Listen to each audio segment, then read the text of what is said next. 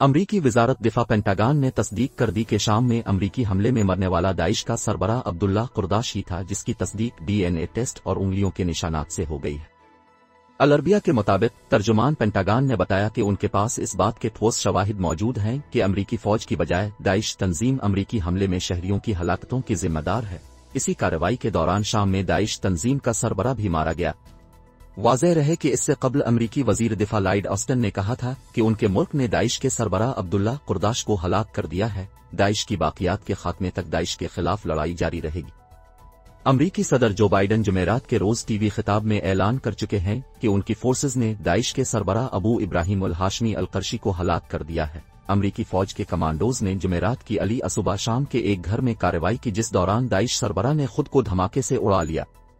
मैंने माजी में पाकिस्तान में अपना कयाम इंजॉय किया, जेसन रोए। अमरीकी सदर ने कहा कि हमने फिजाई हमले की बजाय कमांडोज को घर पर उतारा ताकि शहरियों का कम से कम जानी नुकसान हो।